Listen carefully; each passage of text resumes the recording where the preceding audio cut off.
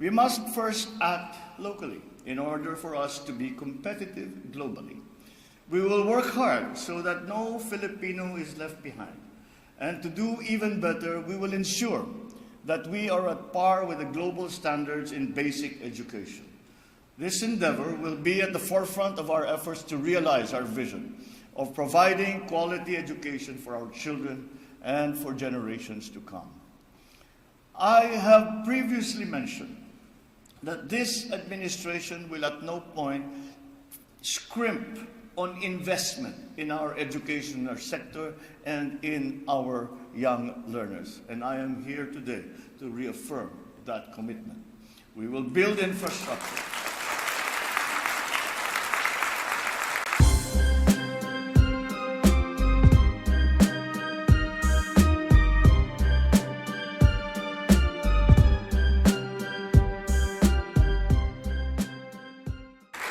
Thank you very much to our Vice President and the Secretary of Education. Oh, please sit down.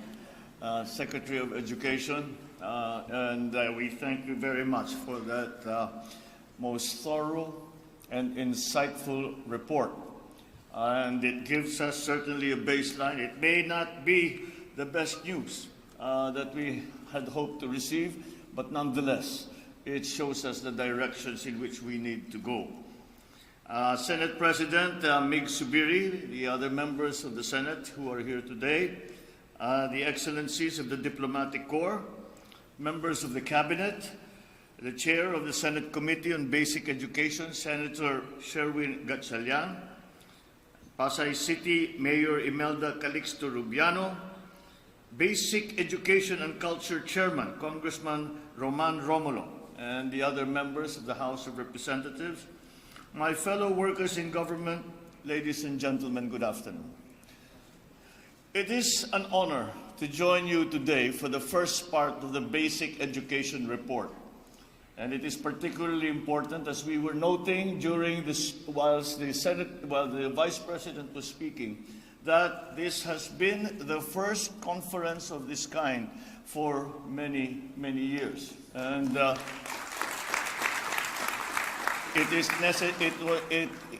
we deem it absolutely necessary that we have such consultations for the simple reason that we all know, must know the situation that we face and the many problems that we need to solve. And only again by working together can we get that job done. But at least the Department of Education, the Secretary in Daisara, our Vice President, has provided us with this starting point. And it is now up to us to take that starting point, go from that starting point, and to all of the programs that we hope to implement in the very near future for our children. I think that if there is one thing that we took from the comments of the Secretary, Vice President in Daisara, is that the Filipino is better than this. The children are better than this. And we cannot fail. And that is the main motivation that we should keep in our hearts. We have failed them. We have to admit that. We have failed our children. And let us not keep failing them anymore. Otherwise, we will not allow them to become the great Filipinos that we know they can be. They will not become the great Filipinos that will be recognized not only by their fellow Filipinos, but many people around the world. And thus, it once again reminds us that education is the most valuable service that the government can give to its citizens. If there is nothing else, after preservation of life and limb, education comes next. And with that, with a well-trained populace, with a well-trained and highly experienced workforce, then everything follows. The Philippines will succeed. So we in the administration recognize the challenges and issues facing our education sector. all of which must be confronted with an open mind and compassion for those who might have fallen behind over the past few years. I am confident that we will see noticeable improvements moving forward because our Department of Education, that is spearheaded by no less than our hardworking Vice President, Inday Sara Duterte, is there. Let me also acknowledge and convey my deepest appreciation to the men and women of DepEd who are now in the hot seat because pinakilala na kayo ni Inday Sara sa aming lahat, kaya pagka magka-problema, alam na namin kung sinong lalapitan namin. But all of you, the associations in the country, policymakers, the development partners, and all stakeholders for your collective efforts and commitment to pursuing quality education for all. I am pleased to see that you have gathered here for this very important event for the benefit of our learners. Your attendance is a manifestation that addressing our educational challenges requires not only a multifaceted approach, but also the active participation of all. It is my hope that my being here signals this administration's determination and commitment to bridge the gaps that currently exist in the education sector. Indeed, strengthening our education system warrants a whole of government, whole of society approach with the highest degree of proactivity, motivation, and perseverance. As our nation recovers and bounces back from the losses and adverse effects caused by COVID-19, we must now move full speed to equip our learners and educators with the capacity and tools they need to meet the challenges and opportunities we have in front of us. As many of you know, I have been traveling around and trying to bring to the consciousness of our friends and partners around the world of the potentialities of the Filipino worker and of the Philippines. And at every juncture, I am confronted by the challenge of that the central key to success is going to upskill and reskill our workforce. And that again brings us to the importance of education, not only as a moral imperative for government, but as a practical one. Because without that skilled workforce, we cannot compete and we cannot succeed. So I'm gratified to see that that has become a very large part of the plans that the DepEd has for the future. The pandemic also brought to our consciousness the importance of being able to adapt to new and changing realities, as well as unexpected circumstances. So again, we must consistently develop and adopt innovative paradigms and strategic reforms that will ensure the resilience of our educational landscape. We must first act locally in order for us to be competitive globally.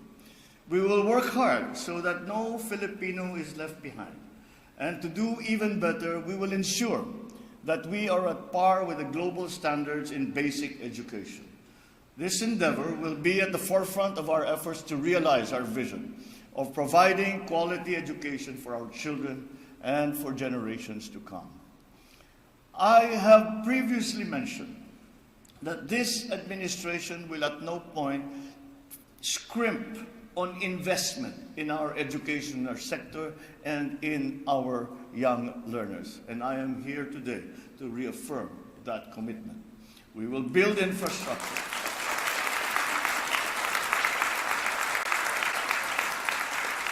We will build infrastructure that will provide our learners, teachers, and the entire academic sector with a healthy and safe environment that is conducive to learning.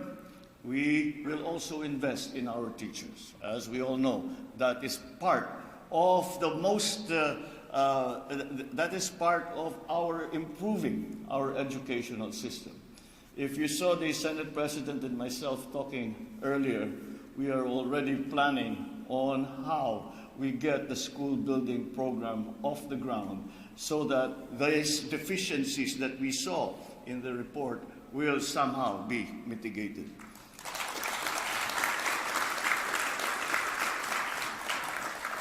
Our teachers are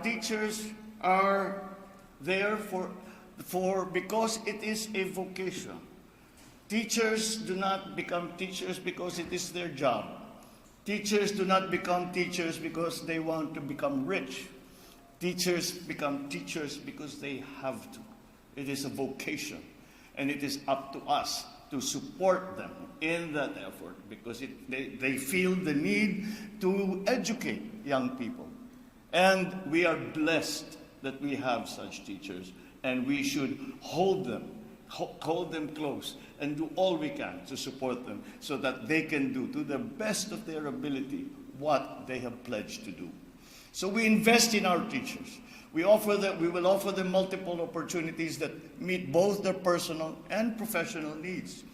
We will offer them the support they need in terms of resources, in terms of programs and policies, so that they can effectively perform their roles as teachers and mentors of our children.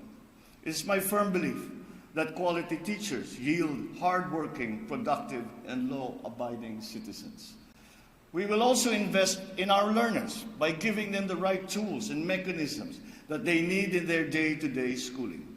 Let us take advantage of the new technologies and innovations that will provide them convenience and efficiency in their pursuit of learning. Aside from advancing their academic competencies, it is also imperative that we hone them to become productive and responsible members of our society. Let us embrace the DepEd's theme, and a fine one it is, Bansang Makabata, Batang Makabansa.